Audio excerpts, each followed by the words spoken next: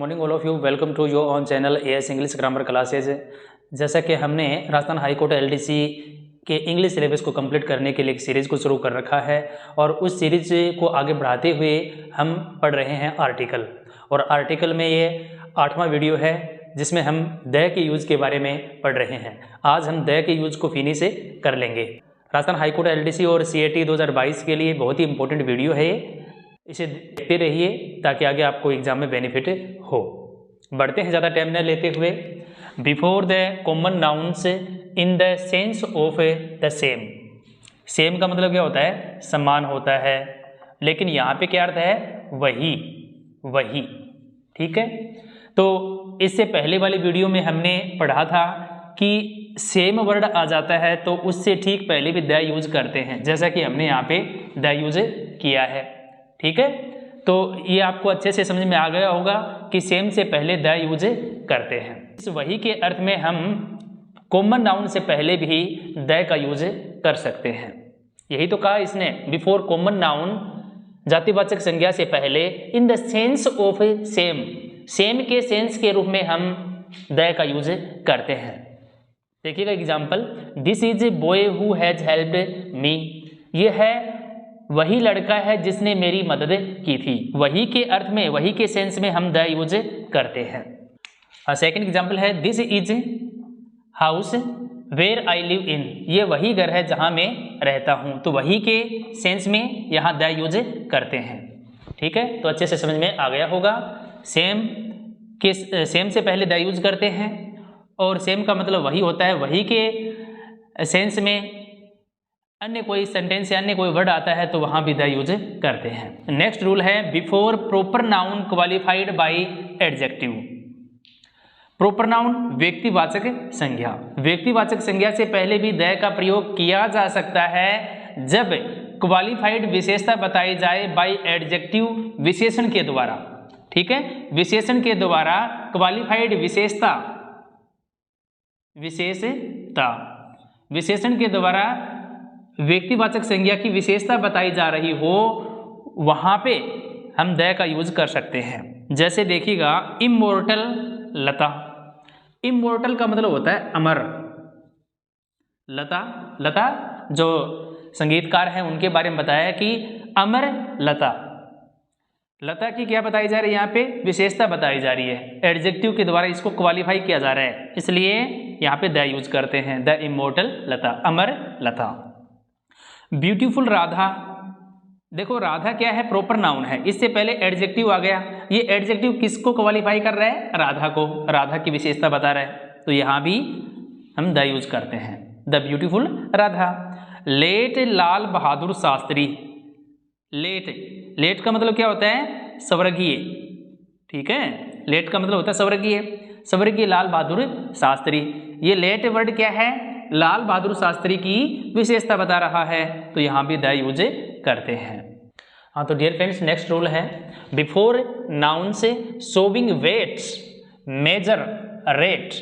Wait होता है वजन, मेजर होता है माप, और रेट होती है दर। वेट, मेजर, रेट को दिखाने वाली संज्ञा से पहले भी द का प्रयोग किया जाता है। ठीक है, मिल्क इज सोल्ड, दूध बेचा जाता है, बाई लीटर, लीटर के हिसाब से, तो लीटर आ गया तो यहाँ पे द यूज करेंगे। ठीक है, लीटर क्या है? लीटर और मीटर पैमाना है, मेजरमेंट है। ठीक है, तो दूध लीटर के हिसाब से बेचा जाता है। Silk is sold by metre, रेशम को मीटर के हिसाब से बेचा गया या बेचा जाता है, तो यहाँ भी द यूज करेंगे। Bananas are sold by dozen, केलों को दर्जन के हिसाब से बेचा गया, by the dozen. Wages are paid by day, wages होती है मजदूरी,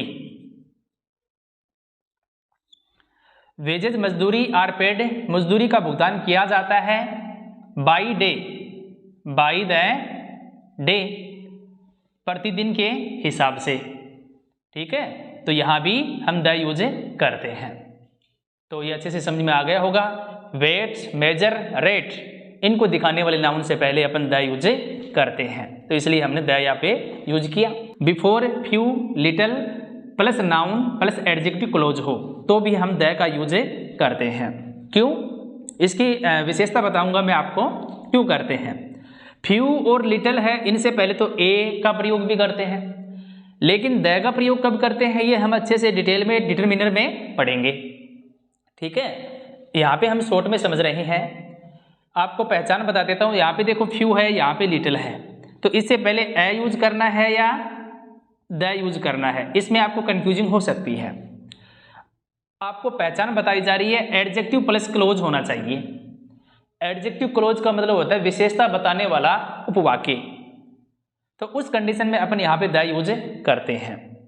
ठीक है, और मैं आपको एक ट्रिक बताता हूँ कि फ्यू और लिटिल हो और उसके ठीक बाद में क्या हो, हैड हो, मतलब हैज हो, हैव हो या हैड हो। फ्यू और लिटिल के बाद में इन तीनों में से कोई एक मिल जाता है तो 100% आपको द यूज करना है। The few, the little. उम्मीद करता हूं कि आपको अच्छे से समझ में आ गया होगा। हाँ, तो डियर स्टूडेंट्स, नेक्स्ट रूल है most, all, many, 5, a half, 1/3, a large number, the majority, none, any, each, neither, either, a part, one। और इनके बाद में ऑफ आ जाए, ये पहचान है। इन शब्दों के बाद में क्या आ जाए, ऑफ आ जाए, तो इसके बाद में आर्टिकल आपको द ही भरना है। ठीक है, इसके बाद आपको आर्टिकल द ही भरना है। एक विशेषता और बता देता हूं आपको, एक पहचान और बता देता हूं कि इन शब्दों के बाद ऑफ हो और ऑफ के बाद जो नाउन आएगी वो हमेशा क्या आती है, प्लूरल आएगी। ठीक है, प्लूरल काउंटेबल नाउन आती है। ठीक है, और अनकाउंटेबल तो आपको पता ही है, उसके बाद में ऐसे या ऐसे लगाने की आवश्यकता नहीं होती है। एग्जाम्पल से हम इस रूल को समझते हैं और अच्छे से। Most, all, many, 5, a half, 1/3, the majority. इनके बाद में इनमें से कोई एक वर्ड आ जाए तो इनके बाद में ऑफ आ जाए। ठीक है, और यहाँ पे देखो प्लूरल नाउन आ गई है, तो यहाँ पे अपन को द ही भरना है। इनमें से कोई एक आ जाए तो द यूज करते हैं, और ये भी श्योर है कि इनके बाद में हमेशा प्लूरल नाउन आती है, ये आपको हमेशा याद रखना है। ठीक है, तो most of the students are regular and punctual. Most of the students, अधिकतर विद्यार्थी नियमित और समय के पाबंद हैं। All the students are regular and punctual, सभी विद्यार्थी नियमित और समय के पाबंद हैं। Many of the students are regular and punctual, बहुत से विद्यार्थी नियमित और समय के पाबंद हैं। तो और ये आ जाए तो 5 of the students are regular and punctual, पांच विद्यार्थी समय के पाबंद और पंक्चुअल हैं।